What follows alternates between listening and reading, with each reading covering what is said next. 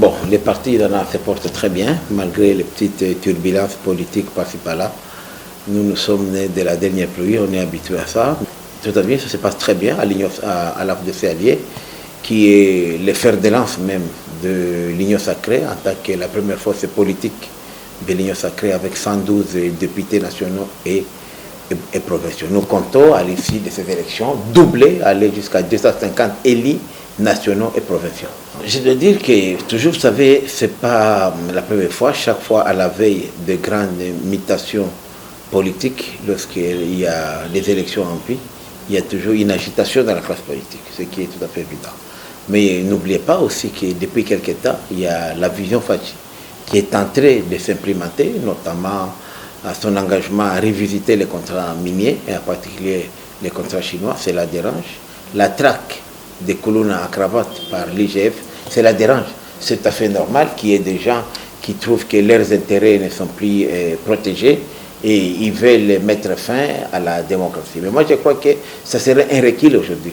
Moi, je ne voulais pas parler des coups d'État comme tel, mais je voudrais parler plutôt des activités qui frisent la déstabilisation des institutions de la République. Vous savez, ça a commencé, c'est un processus, je peux vous expliquer. Lorsque je vois aujourd'hui les députés, certains députés qui s'attaquent à des symboles de la nation, comme la garde républicaine, c'est la sécurité du chef de l'État. Vous, civils, vous permettez d'arrêter quelqu'un qui n'a même pas commis de tort, comme le cas de Kabund. Tout ça, c'est pour discréditer une institution qui s'appelle président de la République. Et je dis pour moi, l'institution président de la République, elle est sacrée. Vous pouvez avoir des problèmes avec Félix, comme individu, avec qui que ce soit, mais cette institution-là, la déstabiliser, c'est déstabiliser tout le maillot national.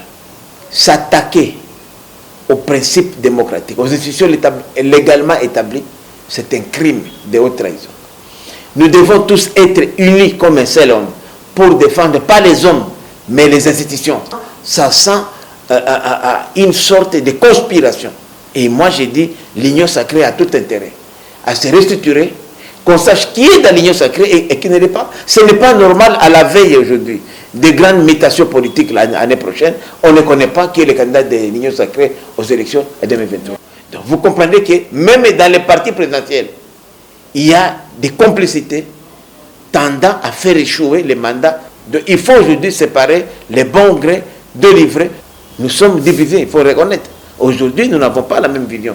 Il y a des gens qui sont dans l'Union sacrée et qui ne se reconnaissent pas dans le bilan de ce qu'il dit, ce qui ne se justifie pas. Vous avez des ministres de votre regroupement, de votre parti, et vous dites que non, le bilan de ce qu'il dit ne nous engage pas. Non, nous à l'AFDC allié, nous disons non, pas question.